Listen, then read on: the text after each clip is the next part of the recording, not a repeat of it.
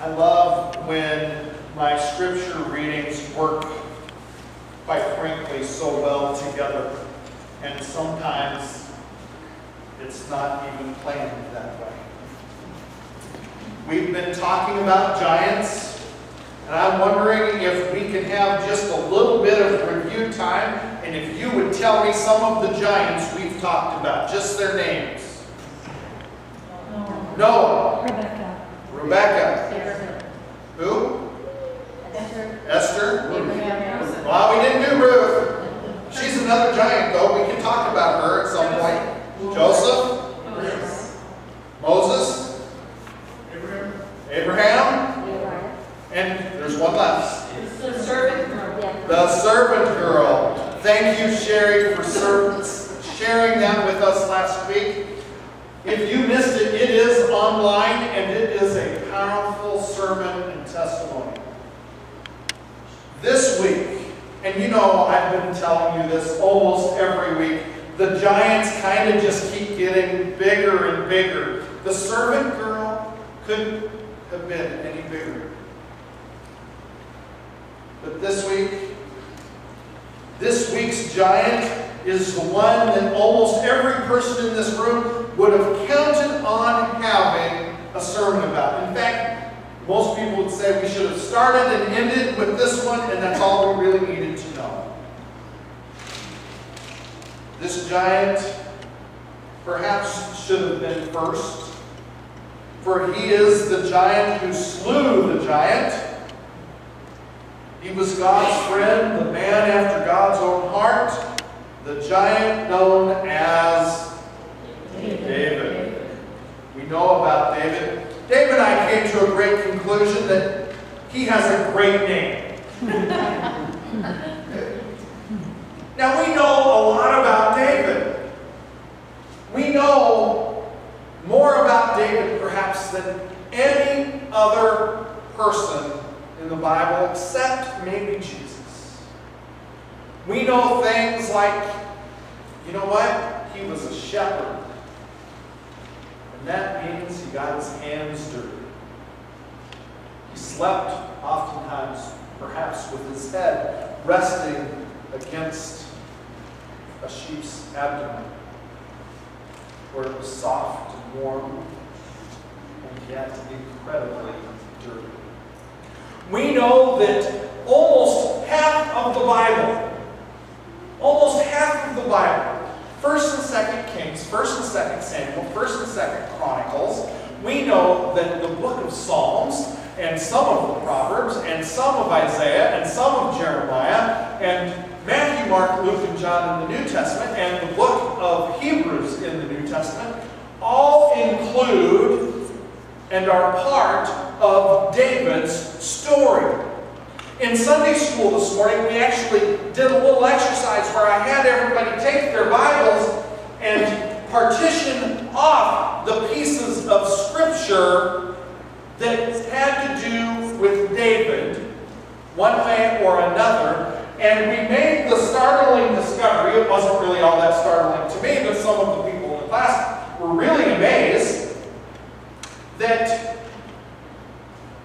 half of the Bible, or nearly half of the Bible, is about David individually. So he is, for people of faith, an absolute giant. We know not only was he the shepherd boy, he was a giant killer. And who doesn't remember the story of David and Goliath and go, yay for the good guys, yay for the underdog. We know that he served as a king and he was a husband. We know that he was a man after God's own heart. We know that he was the writer of many of the Psalms. But I have to tell you something. David is like almost every other giant we've looked at this summer.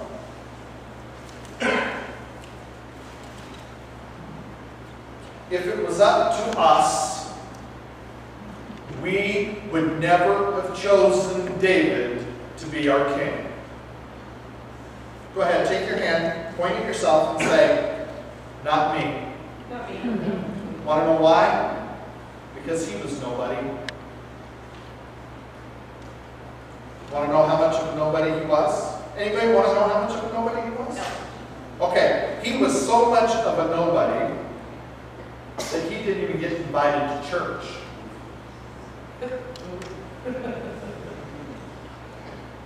Now you think that I'm just kidding. But why do you think Samuel was in Bethlehem? Yes, he was there to anoint a king, but that wasn't the story he came telling. He was coming there to lead worship for the city. And David didn't make the invitation list.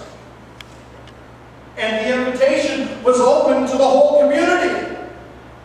He was out tending the sheep.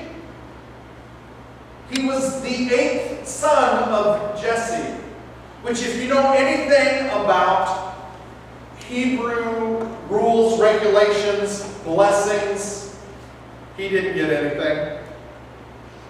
If his father died, the only thing he got was the mat he slept on. How many of you sleep on a mat? He was so much of a nobody that, quite frankly, he was at the bottom of the totem pole, on the bottom of the totem pole. Because we're introduced to Jesse here. He's not even an elder in the city of Bethlehem, population 400 or so. I'm making that part up. I don't know exactly how big Bethlehem was, but I picture it as the little town I grew up in, population 484. Where everybody knew everybody. Where everybody was invited to the local Methodist church, whether they were Methodist or not. Where everybody, well, quite frankly, for most of the time, everybody bought milk and gasoline at the same gas station for years and years, or you had to drive 6 miles to the closest next town. Where the bank had closed 20 years before I got there. And the bank building served as a hangout place for the kids. We all sat on the brick walls and firmaments and things. David was a nobody in the family of a nobody, in the city of really a nobody. Nobody went to Bethlehem. In fact, you can't even go to Bethlehem today unless you need to go there. Those of you who have been to Bethlehem know that you had to get on a bus and go there. And then you got on the same bus and you came back. You did not go to Bethlehem to go on to the next town. It's the end of the road. Because it's in the middle of nothing.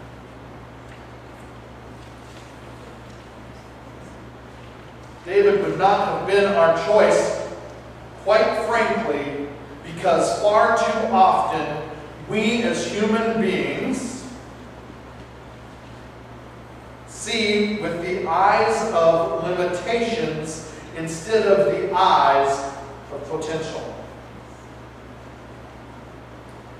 And that's what this story and this giant is really all about. Isn't it true?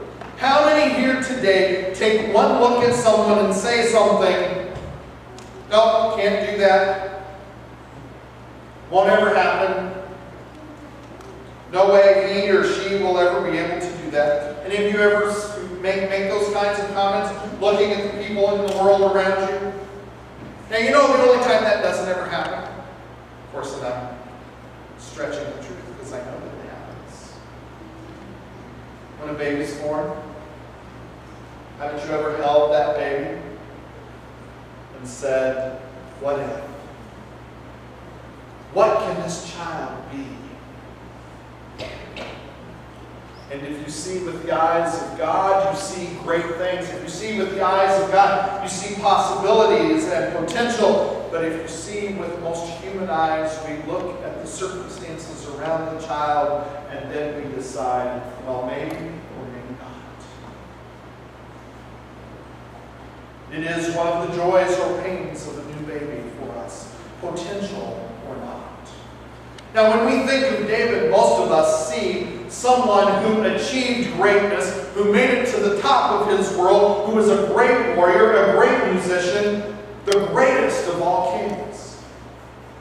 But if the truth was known, he didn't always look like a warrior. He didn't always walk like a king. Socially, David was a nobody. He was the eighth son of a nobody who was in the least of his father's eyes, his family's eyes, and his society's eyes.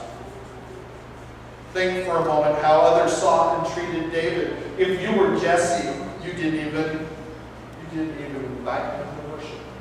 In fact, you sent him out to take care of the sheep. Which means that David was no more, no better than any slave. Oh, by the way, that's a clue. That's a clue. Jesse was poor. This was a poor family. They didn't have a slave to send out to the field to watch the sheep. He had to send the least important of the sons.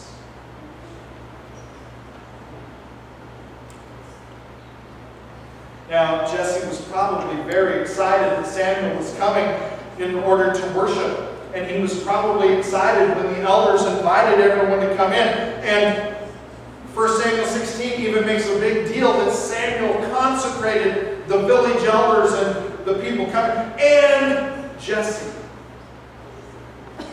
It was important. And Jesse brought every son, and Samuel, for some reason, kept calling for his sons.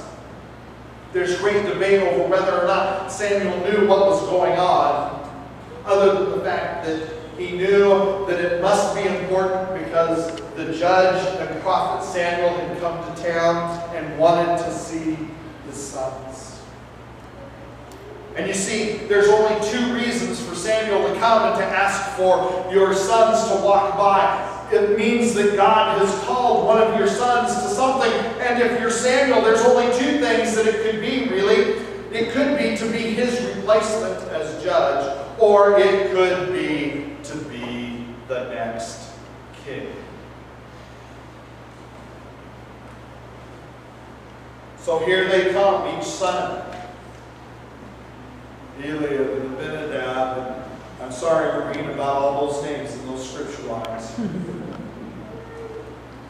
Son number 1, number 2, number 3, each one rejected by God, each one seen by Samuel and perhaps Jesse and perhaps the other elders as the great new possibility. 1 son and 2 sons and 3 sons and 4 sons. 5 sons, 6 sons, even the 7th son. And yet, God doesn't speak to Samuel. Jesse judged his own sons based on who looked like a king, and the people of Israel had already been down that road. The king they now had been picked because he was heads and shoulders taller and better looking and more fierce. Yes, even dumber.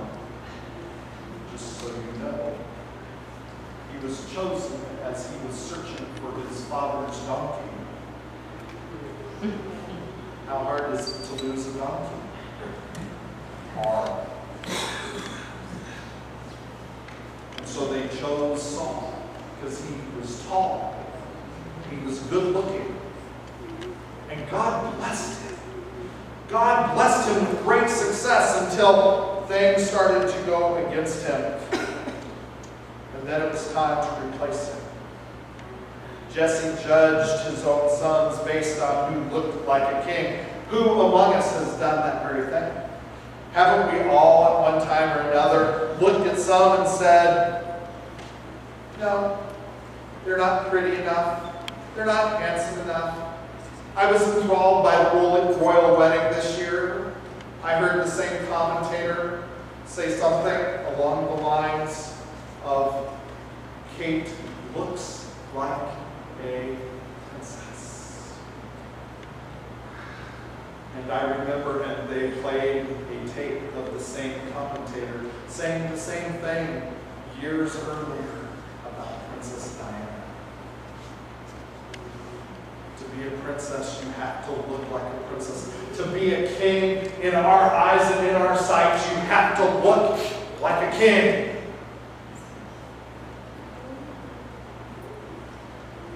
I have a friend who's single.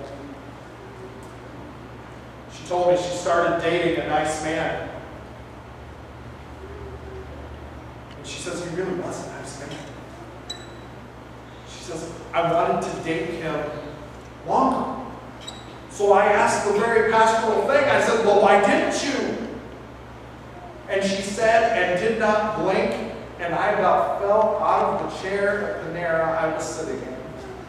She looked at me and said, because he's too short.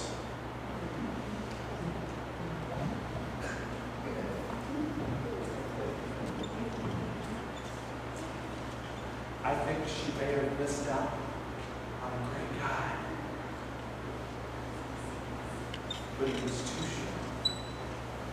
And we're all laughing at that story, but we all know that story. Because we've all chosen someone because they were tall enough, or prettier enough, rich enough.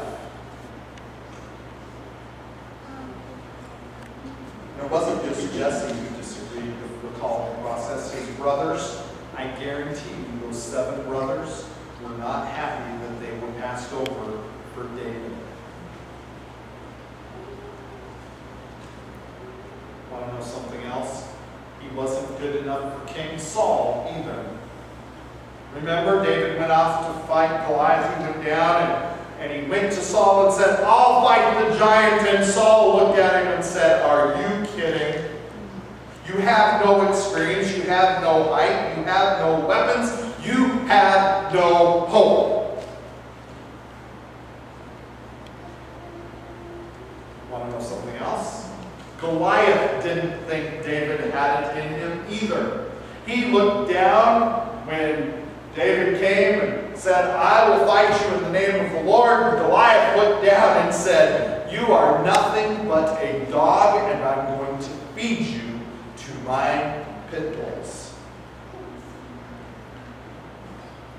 You don't stand a chance. Goliath didn't even think David was good enough to be his enemy.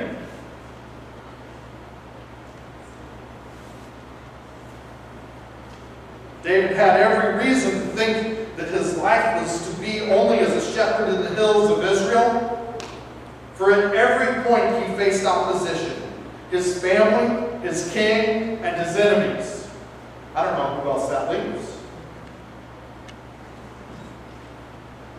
This story teaches us some things. This story teaches us that limitations don't limit us until we let them. Do you all understand that? Limitations are only limits if we let them be. You all know the story about Abraham Lincoln. How many elections did he win in his life? One. Which one? The most important one. He couldn't even win the job as mayor. How many of you have known some limitations in your life? You've said, I can't do it because of, there's a blank.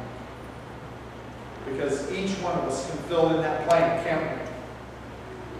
Think with me for a moment. What limitation would you like to throw off today? What's keeping you from being what God has called you to be? Or who God has called you to be? You all have them.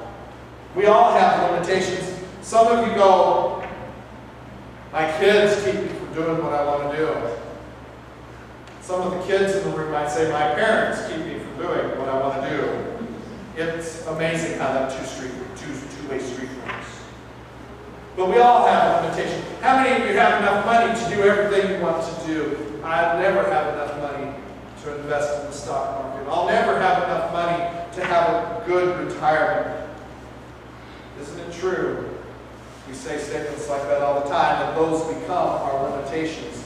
Some of us have been limited by the people around us, and we have believed them.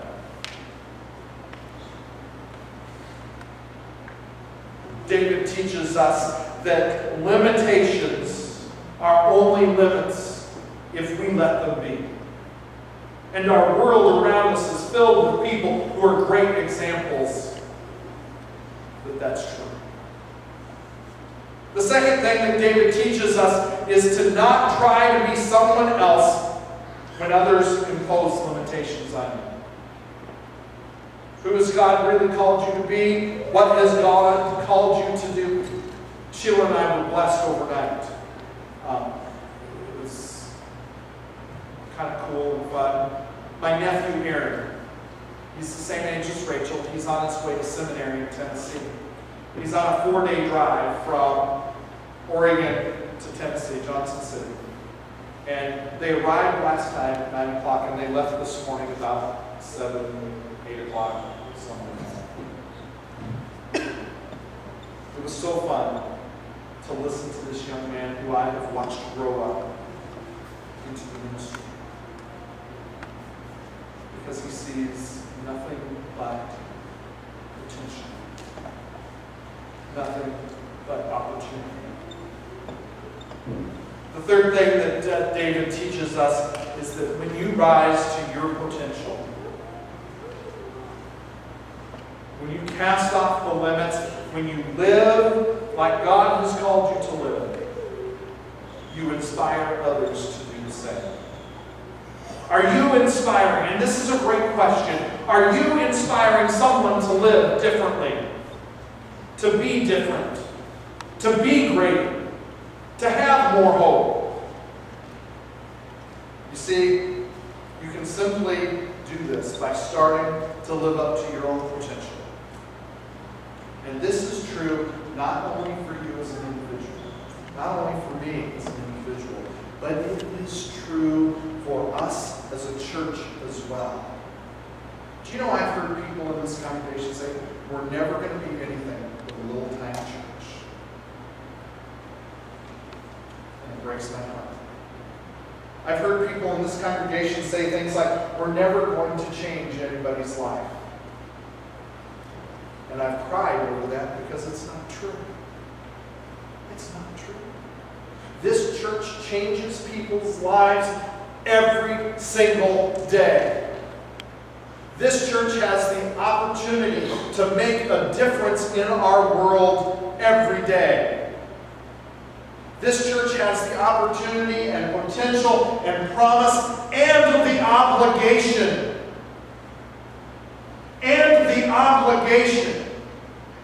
to be everything God has called us to be. And we can do that if we don't hold on to our limitations, if we don't hold on to the thoughts that we're too small, we're too poor, we are too...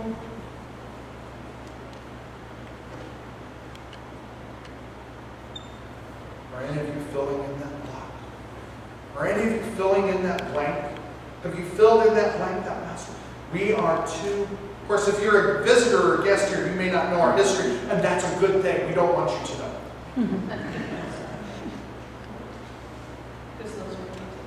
Because those are the limitations. You see, my friends, we have to get beyond. We're too little. We have to get beyond. We're too poor. We have to get beyond whatever and however you fill in that blank. As a church, and as a people, and as individuals. For God has called us to be a place of intentional grace. And that means to grow in faith and in numbers, to love and to serve, to accept and to inspire, and to forgive and bring hope. That's what God's called us to do. That's what God has laid on the altar for First Christian Church. And how we respond to that call. How we respond to being that place of intentional grace. is how we say yes or no to God. And who here would say no to God?